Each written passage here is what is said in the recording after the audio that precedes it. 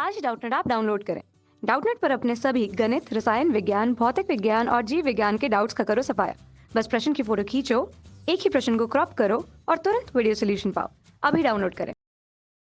प्रश्न दिया है, वर्षा के बाद आकाश में इंद्रधनुष क्यों और कैसे बनता है। तो आइए हम लोग इस प्रश्न का उत्तर देखते हैं कि वर्षा के बाद ही जो है वह इंद्रधनुष कैसे हमें प्राप्त होता है। देखिए, इंद्रधनुष जो है वो वायुमंडल की उपस्थित जल की बूंदों के द्वारा बनता है। किसके द्वारा बनता है? वायुमंडल में उपस्थित जल की बूंदों के द्वारा। ठीक है, जल की बूंदों के द्वारा बनता है। तो यह कैसे बनता है? जल की बूंदों के परिक्षेपण का यह एक उदाहरण है।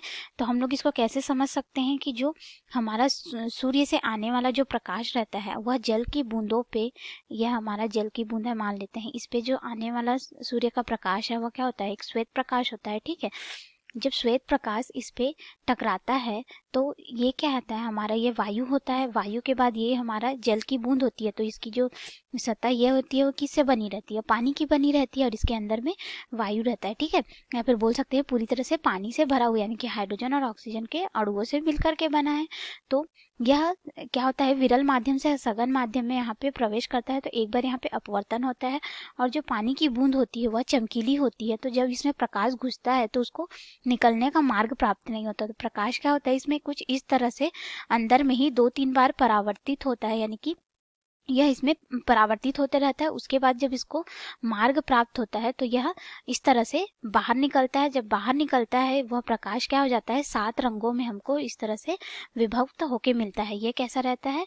श्वेत प्रकाश रहता है। जो प्रकाश, श्वेत प्रकाश किसको बोलते हैं? जिसमें सभी रंग आपस में मिले हुए होते हैं। लेकिन जो बूंद के बाद ये टकरा के जब बाहर निकलते हैं उससे अपवर्तन के पश्चात, तो अपने अव्ययी रंगों में विभक्त हो जाते हैं। इसको हम लोग अपवर्तन की घटना बोलते हैं और इसी को ही परिक्षेपण भी कहा जाता है, यानी कि वर्षा की बूंदों द्वारा परिक्षेपण। तो हम लोग यह समझ लेते हैं कि इंद्रधनुष हमें कब दिखाई देगा। इंद्रधनुष देखने के लिए आवश्यक शर्त यह रहती है कि सूर्य आकाश के किसी एक भाग में, ठीक है, किसी एक भाग में कहने का मतलब कि मान लेते हैं जो सूर्य है वह किधर हो? पश्चिम दिशा की ओर चमक रहा हो। ठीक है, पश्चिम दिशा में चमक रहा हो और साथ ही साथ जो वर्षा हो वह किस तरफ हो? पूर्व दिशा की तरफ हुई हो, पूर्व दिशा में हुई हो। ठीक है, तब प्रेक्षक जिसको इंद्रधनुष देखना है वह क्या करेगा? सूर्य की ओर पीठ करके खड़ा होगा। तो उसको यह जो घटना हुई उसके कारण से जो श्वेत प्रकाश था वो अपने अव्ययी रंगों में विभक्त हुआ, वह इंद्रधनुष दिखाई देगा। अब हम लोग समझ लेते हैं कि इंद्रधनुष बनता कैसे है। तो हम लोग इसको चित्र के माध्यम से समझते हैं। अब हम लोग इस चित्र के माध्यम से समझते हैं। जैसा कि हमने यहाँ पे ऊपर देखा था कि हमने इसको वर्षा की बूंद माना था और उस पर श्वेत प्रकाश आया था तथा यह अपने अव्ययी रंगों में इस तरह से विभक्त हो गया था। लाल सबसे ऊपर में रहता है, बैगनी सबसे नीचे में रहता है। तो यह ऐसे क्यों होता है हम लोग इसके माध्यम से समझ लेते हैं। ठीक है, देखिए यहाँ से जो प्रकाश आ रहा है ये सूर्य से आने वाला प्रकाश है जो कि कैसा है? श्वेत प्रकाश है। ठीक है, ये हमारी वर्षा की बूंदें हैं।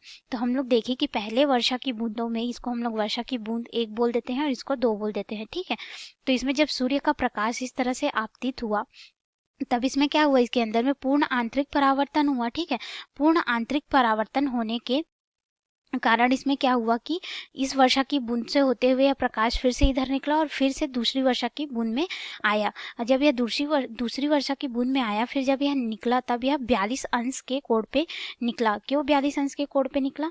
देखिए, जो हमारा इंद्रधनुष में ये जो ऊपर का रंग होता है लाल रंग, इसका तरंग दैर्ध्य जो होता है वह क्या होता है? लाल रंग का तरंग दैर्ध्य सबसे उच्च होता है। ठीक है, लाल रंग का जो तरंग दैर्ध्य होता है, लैम्डा से दिखाते हैं हम लोग, यह क्या होता है? अधिक होता है।